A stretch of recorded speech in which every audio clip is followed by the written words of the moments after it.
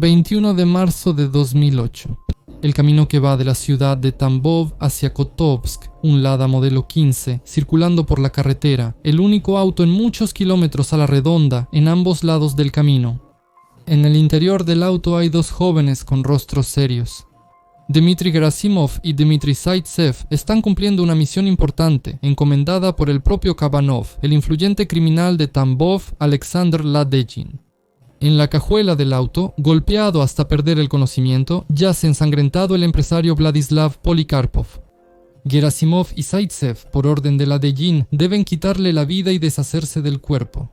Ni uno ni otro saben que Polikarpov ya ha recuperado el conocimiento y ahora intenta salir de la cajuela y salvar su vida. En los turbulentos años 90, Tambov era considerada una de las ciudades más criminales de Rusia e incluso podía competir por el título de capital criminal con la misma Moscú o incluso con el bandido Petersburgo. Los de Tambov operaban no solo en su ciudad natal, sino también en Peter. La tristemente célebre organización criminal Tambovskaya era considerada una de las más influyentes en la capital del norte y a menudo aparecía en las crónicas criminales, al igual que su líder Vladimir Kumarin Barsukov. Asaltos, asesinatos por encargo, tráfico de sustancias prohibidas, incendios provocados. Los Tambovskaya, al igual que otras bandas, no se detenían ante nada para lograr sus objetivos. En la propia Tambov, a finales de los 90 y principios de los 2000, existía un sistema criminal de clanes muy duro. En ese momento, el gobernador Oleg Betin estaba nuevamente en el poder en Tambov. En total, él ocupó ese cargo 4 veces. Y en el futuro, más de 20 de sus asistentes y conocidos se verán involucrados en varios tipos de casos penales. Muchos de ellos lograrán evadir la responsabilidad.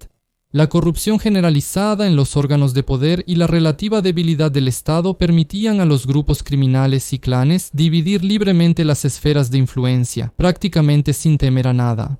Así, el clan Pop de Andrei Popov controlaba el mercado central de Tambov y el comercio de alimentos. El clan Sava de Yuri Savenkov controlaba la caridad. El influyente clan Kurdsky, encabezado por Yamal Shamayan, se encargaba del control del tráfico ilegal de sustancias prohibidas.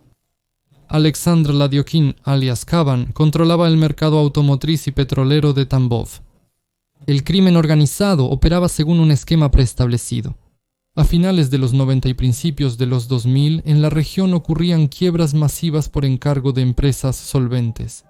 Con la ayuda de estas quiebras, la propiedad terminaba en manos de personas unidas entre sí por acuerdos secretos. Eran acuerdos entre funcionarios estatales, empleados de las fuerzas del orden y líderes de grupos criminales. Según publicaciones analíticas, en Tambov, el poder se ha fusionado casi por completo con el crimen organizado. Así era.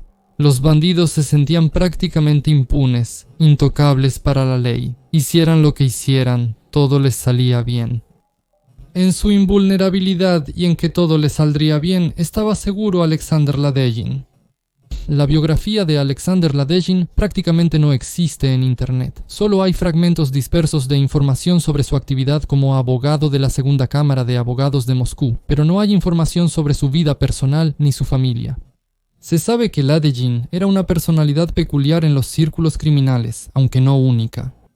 Abogado de formación, a principios de los años 90 trabajó como agente operativo en el departamento de policía del distrito Oktyabrski de Tambov y más tarde se mudó a Moscú, donde comenzó a ejercer la abogacía. Sin embargo, eso no le impedía controlar las actividades de su grupo y mantener estrechos contactos con las fuerzas de seguridad locales. Los ex colegas de los órganos de seguridad aseguraban a Ladiokin que siempre podía contar con ellos. Él sabía que podía confiar en ellos, sabía que prácticamente no le negarían ningún favor. Y ese día, el 21 de marzo de 2008, los amigos de Ladiokin no lo defraudaron. En la noche del 20 al 21 de marzo, el café Ryabina en Tambov estaba lleno de gente. En el salón, además de otros visitantes, había un pequeño grupo. Vladislav Polikarpov, empresario de 36 años, celebraba su cumpleaños. Nada fuera de lo común, nadie de más, solo personas cercanas, socios de negocios y amigos. El grupo se estuvo divirtiendo casi hasta las 4 de la mañana y para ese momento prácticamente todos los invitados y el propio anfitrión de la fiesta estaban borrachos. Alrededor de las 4 de la mañana llegó al café un invitado retrasado, Alexander Ladeghin, acompañado de guardaespaldas, empleados de la empresa Boyard T, así como de uno de los ex empleados de la empresa de seguridad Sociedad de Responsabilidad Limitada OSB. Por lo visto, Polikarpov y Ladeghin, aunque no eran amigos cercanos, se comunicaban con bastante frecuencia. Ladeghin sabía que era el cumpleaños de Polikarpov y decidió pasar a felicitarlo. Entró al salón y saludó calurosamente al cumpleañero Nika. Este lo invitó a la mesa y entre los hombres comenzó una conversación. Pero mientras Ladeghin y su amigo conversaban tranquilamente, en el otro extremo del salón la atmósfera casi de inmediato empezó a tensarse. El guardaespaldas de Ladeghin, un empleado de la empresa OSB y amigo de Polikarpov, literalmente empezaron a hablar en tonos elevados casi de inmediato. Se desconoce la causa del conflicto, pero pronto todo el salón observaba a los hombres. Uno de los empleados del café les pidió a ambos que se calmaran antes de que la discusión se convirtiera en una pelea. Pero ya era demasiado tarde, las palabras ya no podían resolver nada. Para ser justos con ambos hombres, lograron obligarse a salir del café y resolver las cosas en la calle. Cuando la puerta se cerró detrás de los que discutían, comenzó una pelea cuerpo a cuerpo. Las cámaras de vigilancia cerca del café la grabaron. El guardaespaldas de Ladeghin era más fuerte y robusto, además estaba sobrio. Pronto, su oponente apenas podía levantarse del suelo cubierto de nieve. El ruido hizo salir a Ladeghin y a un furioso Polikarpov molesto por la borrachera. «Llévenselo de aquí», rugió él, señalando a su amigo golpeado. Mientras subían al auto al hombre ensangrentado, que se había sobrio del dolor, Polikarpov se volvió hacia Ladeghin y le dijo todo lo que pensaba sobre sus guardaespaldas, y de paso, sobre él mismo. No se anduvo con rodeos en sus palabras, solo quería celebrar su cumpleaños en buena compañía, simplemente sentarse con sus amigos, tomar algo y platicar. Ladeghin y sus compañeros lo arruinaron todo. Es culpa de Ladeghin y su amigo guardaespaldas. Ladeghin defendió a su compañero, recordando que el amigo de Polikarpov estaba borracho y fue él quien provocó el conflicto primero. Si lo golpearon, fue completamente su culpa.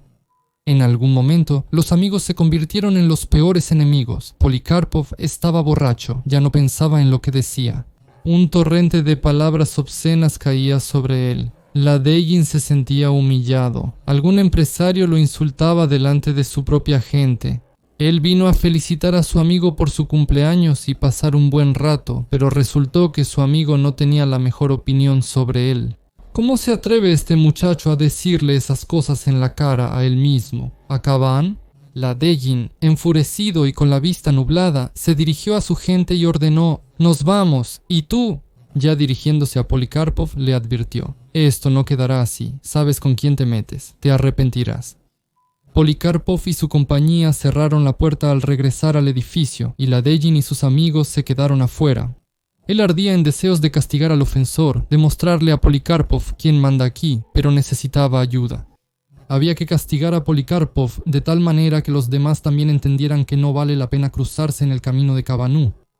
A las 4:40, Ladiokin llamó a uno de sus amigos, Yevgeny Vereshchagin, quien trabajaba en la policía.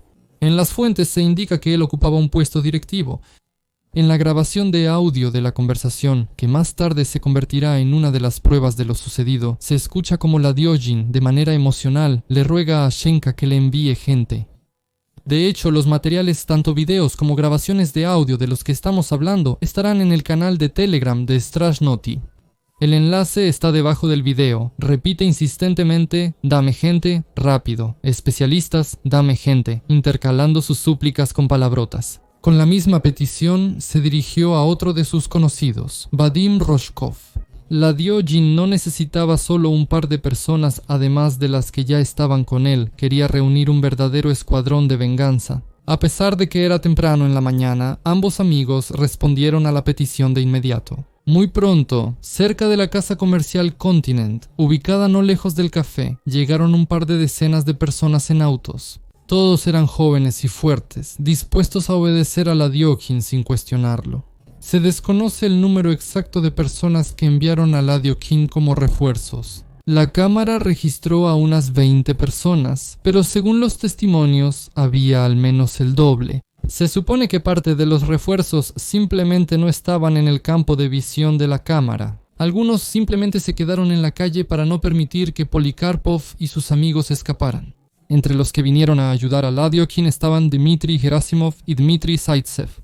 Precisamente ellos jugarán uno de los papeles principales en lo que sucederá después. Los hombres se acercaron a Ladiokin para recibir instrucciones. Ladiokin seguía alterado después de la discusión, y al ver el refuerzo, esa excitación solo se intensificó. A su mando tenía un pequeño ejército. Se sentía el dueño todopoderoso de la situación, y los demás también debían entenderlo. Llamó a Gerasimov y Zaitsev para que se acercaran. Las instrucciones eran claras: entrar, golpear a los presentes sin piedad, incluido a Polikarpov, a quien debían sacar del café después de golpearlo previamente. Si se resistía, debían arrastrarlo afuera. Ladiogin ya había planeado para él un castigo especialmente cruel.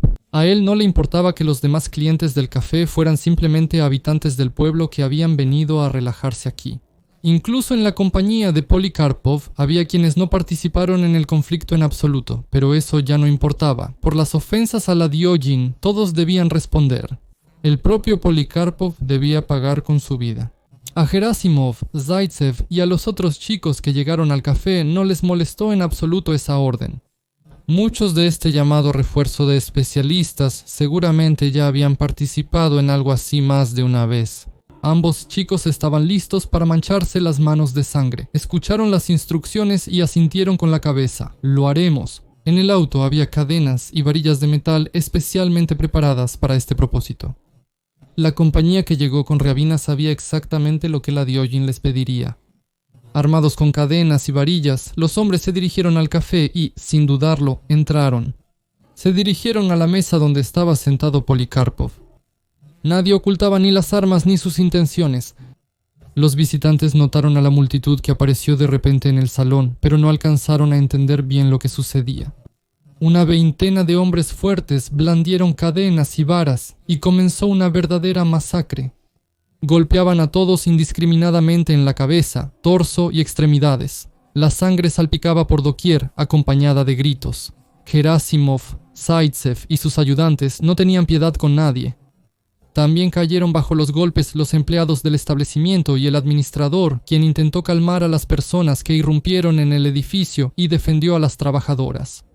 7 personas, como resultado de la golpiza, sufrieron heridas graves por las que tuvieron que acudir al hospital.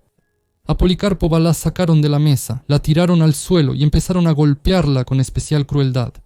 Ninguno de los visitantes estaba armado y no tenían con qué defenderse de los golpes de las varas y cadenas. Al principio, Polikarpov intentó proteger con las manos sus órganos vitales, acurrucándose en el suelo, pero pronto perdió el conocimiento por el dolor insoportable. Después de un tiempo, al decidir que los ofensores de Ladiokin habían aprendido la lección, la compañía abandonó Ryabina. A Polikarpov, ensangrentado y apenas de pie, lo sacaron del café. En la grabación de las cámaras se puede ver cómo el propio Ladiokin golpea a Polikarpov, que está medio inconsciente, y lo amenaza con una pistola. Para ese momento, el empresario casi no entendía nada del dolor, así que no fue difícil meterlo en la cajuela del autolada. Ladiokin no sentía ningún remordimiento al ver el cuerpo inconsciente de su excompañero, que estaban metiendo en la cajuela, Gerasimov y Zaitsev. No le importaba que hacía apenas una hora él y Polikarpov estaban sentados en la misma mesa hablando de la vida. Polikarpov tenía la cara y la cabeza destrozadas, y la sangre le goteaba de la boca. Pero para Ladiokin eso no bastaba, pretendía llevar el asunto hasta el final. No le preocupaban las consecuencias, no le importaba que los clientes del café seguramente sabían a quién debían la sangrienta masacre que se había desatado en el edificio. No le importaba que si Polikarpov no regresaba a casa, él se convertiría en el primer sospechoso. Vladegin era un cerdo, una autoridad criminal, tenía conexiones, dinero y además una credencial de abogado en el bolsillo. Vladegin estaba seguro de que no corría ningún peligro, ni siquiera por causar la muerte. De su lado estaban la fuerza y el poder. Se volvió hacia Gerasimov y Zaitsev y dio una orden clara. Había que sacar a Polikarpov de la ciudad y quitarle la vida. Había que deshacerse del cuerpo sin dejar rastros, informar sobre la ejecución. Los demás ayudantes estaban libres. Cuando los autos se alejaron del café, Ladygin volvió a llamar a sus amigos Vereshchagin y Rozhkov. En la grabación de audio de la conversación, su voz suena mucho más tranquila. Está satisfecho y una y otra vez repite: «Gracias, hermano, nunca lo olvidaré. Te debo una de por vida». Eran las 5:40 de la mañana del 21 de marzo de 2008. La pelea en la cafetería Ryabina duró solo 1 hora. El auto con Polikarpov en la cajuela salió de la ciudad y se dirigió al pueblo de Bokina, que se encuentra a menos de 15 kilómetros de Tambov.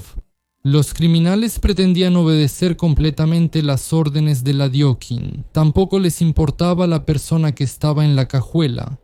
Después de un tiempo, Polikarpov recuperó el conocimiento debido al dolor y los sacudones. Al principio, seguramente no entendía dónde estaba ni qué estaba pasando, pero luego su mente se aclaró. Seguramente se dio cuenta de lo que iba a suceder después. Vladegin lo conocía bien y los métodos de los bandidos para deshacerse de los inútiles. Cubrían a la gente con cemento, la arrojaban en fosas, la quemaban y fusilaban.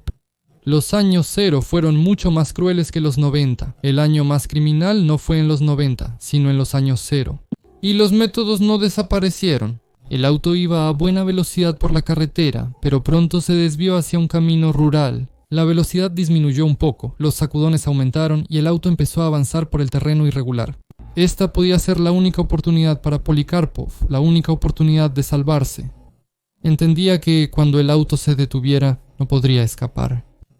Empujó la puerta de la cajuela y ésta se abrió sin prestar atención al dolor en su cabeza. Póstumamente se establecerá que sufrió una grave lesión cráneoencefálica y fracturas óseas.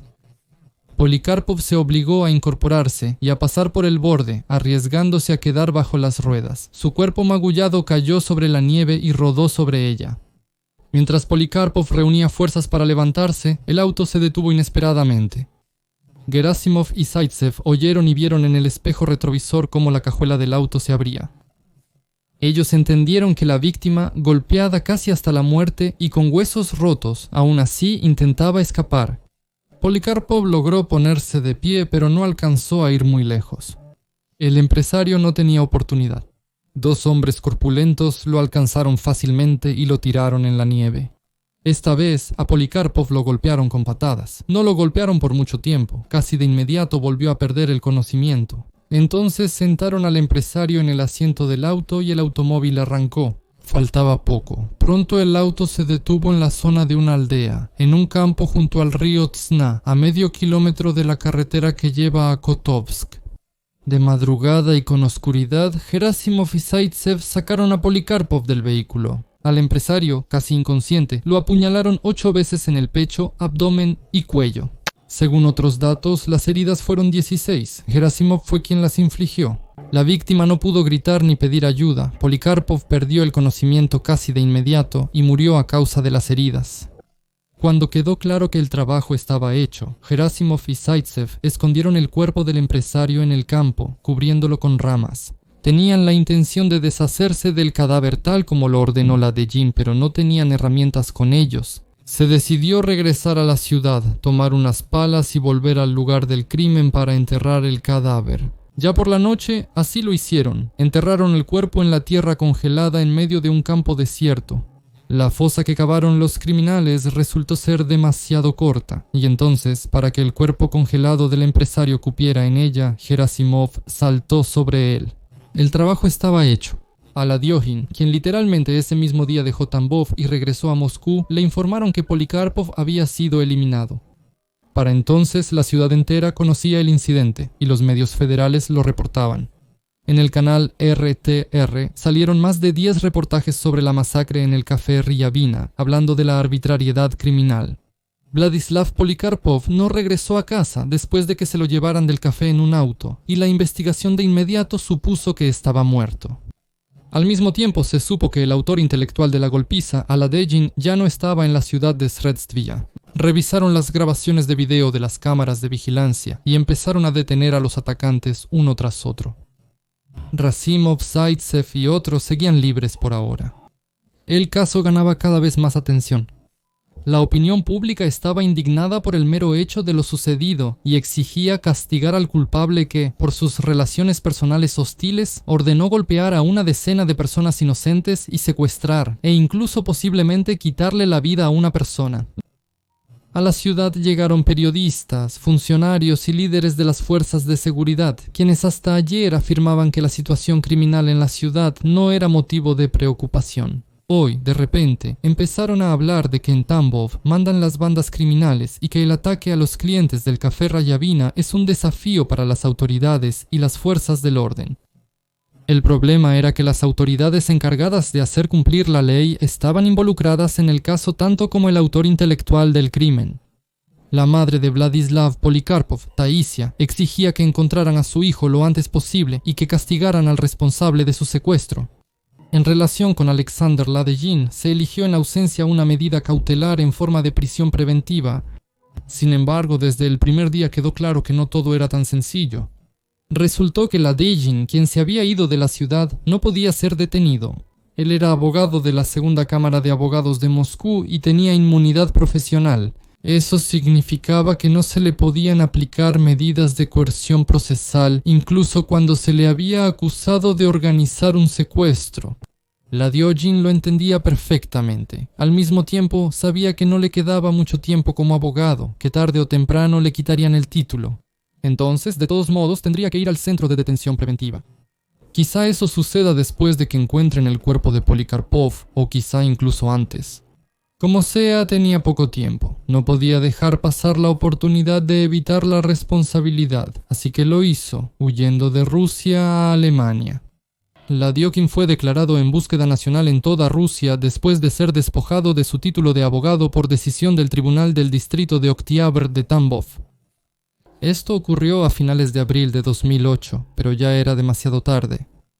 Hay información de que Ladygin visitó Tambov incluso después de que le quitaran el título de abogado. La policía lo sabía, pero no detuvieron a Ladygin. Sin embargo, la atención al caso no disminuía.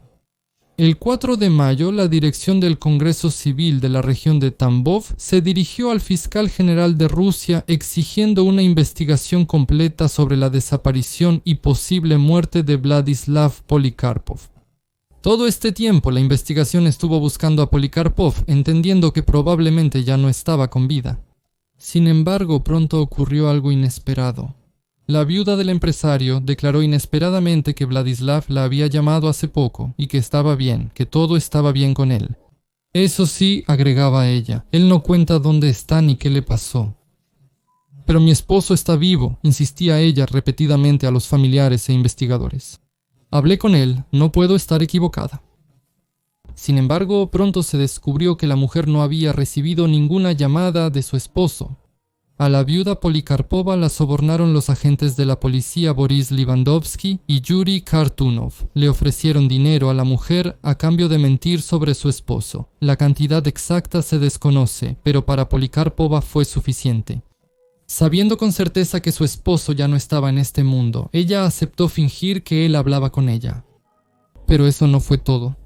Durante la investigación, se descubrió que los empleados del Departamento de Policía de Octubre, donde trabajó Ladygin, supuestamente destruyeron por accidente fragmentos cruciales de las grabaciones de video de las cámaras de vigilancia cerca del café y en el salón. Las principales pruebas que permitían establecer con precisión la cronología del incidente. Los fragmentos perdidos solo pudieron ser recuperados cerca del inicio del otoño, y a mediados de otoño finalmente se encontró el cuerpo de Vladislav Polikarpov. Esto sucedió después de que el 1 de octubre finalmente fuera detenido Dmitry Gerasimov. Él confesó todo y contó dónde privaron de la vida y enterraron al empresario que ya no les servía. El 8 de octubre, el cuerpo de Vladislav Polikarpov fue exhumado.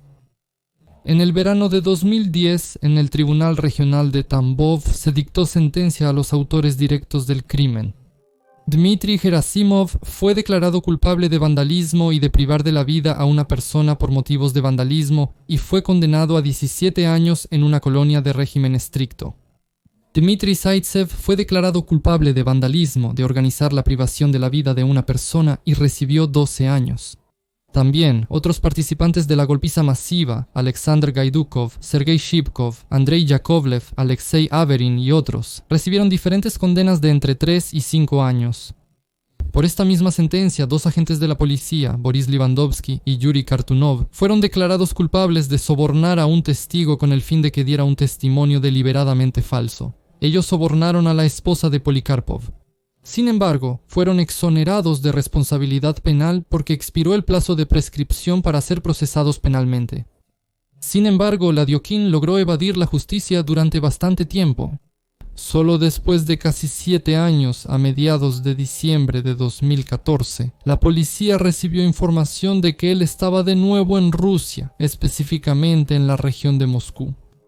Fue detenido y puesto en detención preventiva. En las fuentes, de inmediato apareció información de que podría enfrentar cadena perpetua, pero esa información siguió siendo solo información.